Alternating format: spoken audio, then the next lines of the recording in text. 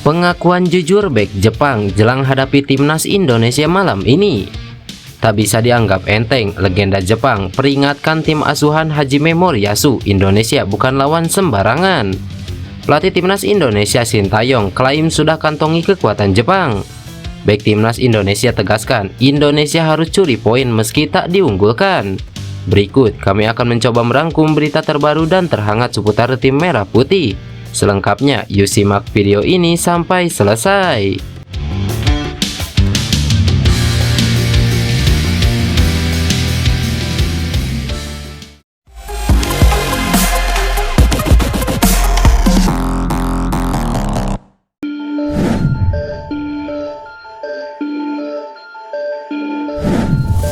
Ya, timnas Jepang memang sangat diunggulkan ketika menghadapi timnas Indonesia.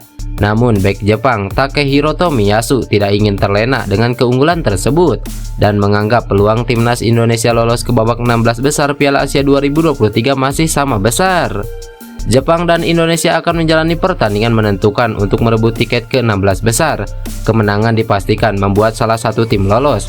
Sedangkan jika berakhir imbang, Indonesia masih harus melihat hasil grup lain karena Jepang tampil sebagai runner-up.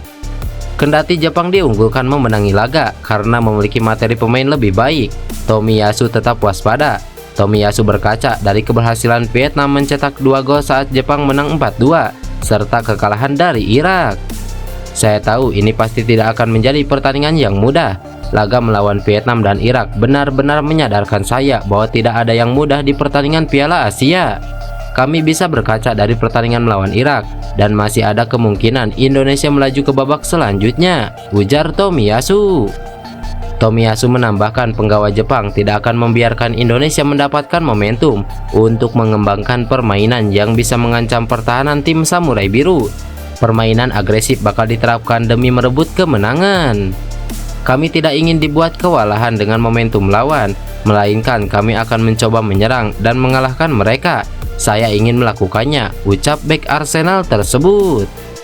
Tomiyasu juga tidak mempermasalahkan metode pelatih Hajime Moriyasu yang sering meminta pendapat dari para pemain mengenai taktik permainan. Menurutnya, hal itu bisa memberikan dampak positif bagi tim.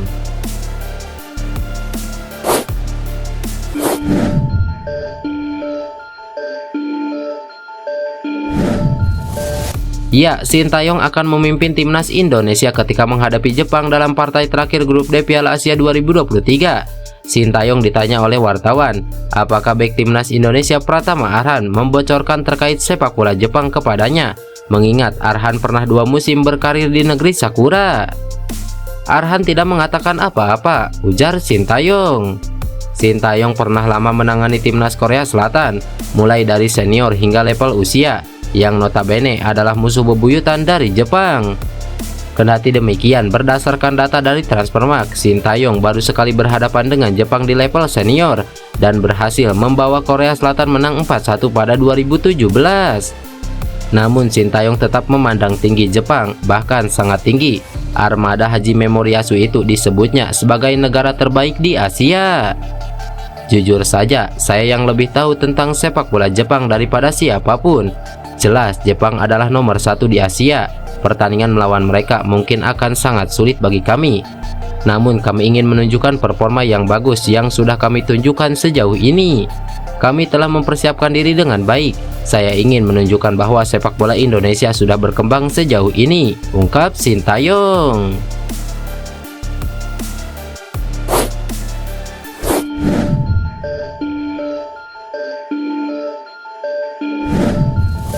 Tekad besar diusung oleh para pemain timnas Indonesia jelang menyambut duel panas antara Jepang dan Indonesia. Hal ini disampaikan bek timnas Indonesia Sandy Walsh. Dia sangat optimis Indonesia dapat membuat perlawanan di laga malam nanti. Kami harus bermain dengan hati dan energi dan memberikan yang terbaik yang kami bisa dengan 1 atau 3 poin. Jepang adalah tim dengan pemain bagus. Kami harus mencoba yang terbaik, kata Sandy Walsh. Sebelumnya Indonesia baru mengantongi 1 kemenangan dari 2 pertandingan yang sudah dimainkan. Peluang timnas Indonesia untuk lolos dari fase grup juga masih sangat terbuka, meski harus menunggu sejumlah hasil pertandingan dan perolehan poin tim di grup lain. Sandy menganggap hal tersebut bukan menjadi fokus utamanya. Bagi pemain klub KP Mengkelen itu, yang terpenting adalah menjaga mental bertanding ketika bertemu Jepang nanti. Kami punya sosial media, jadi kami tahu apa yang terjadi. Kami tahu posisi grup, kami tahu ada kemungkinan lolos tanpa bertanding.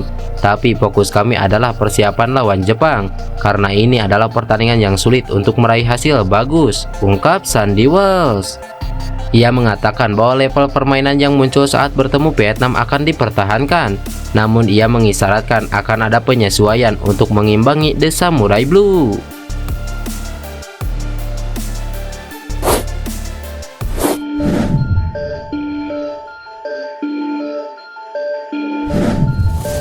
Legenda timnas Jepang Keisuke Honda memperingati tim asuhan Hajime Moriyasu untuk berhati-hati dengan timnas Indonesia, sebab menurutnya Indonesia merupakan tim terbaik di ASEAN saat ini.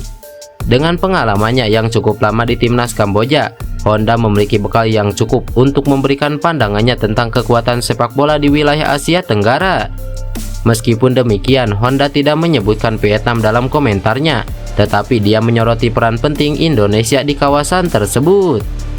Mantan pemain AC Milan itu memberikan pujian tinggi pada timnas Indonesia jelang laga antara Indonesia versus Jepang malam nanti. Media asal Vietnam dan Tri membuat ulasan Keisuke Honda tentang persaingan di grup D Piala Asia 2023 yang melibatkan Irak, Jepang, Vietnam, dan Indonesia. Keisuke Honda menilai Indonesia sebagai tim terkuat di ASEAN karena memiliki dua hal, yakni skuad yang lengkap dan kualitas pemain yang saling melengkapi. Dia sangat berharap melihat pertandingan antara Jepang dan Indonesia malam nanti. Timnas Indonesia adalah tim yang sangat berbahaya di Asia Tenggara. Dari sisi kualitas, mereka punya line up yang lengkap, ucap Keisuke Honda. Indonesia juga tim yang paling sempurna di kawasan Asia Tenggara dan sangat menarik untuk mendiskusikan laga melawan Jepang di Piala Asia 2023 malam nanti, jelas Keisuke Honda. Keisuke Honda sebagai pelatih level senior sudah akrab dengan timnas Indonesia karena sebelumnya telah dua kali menghadapi skuad Garuda saat melatih Kamboja. Dalam dua pertemuan itu, timnya kalah dalam dua kesempatan.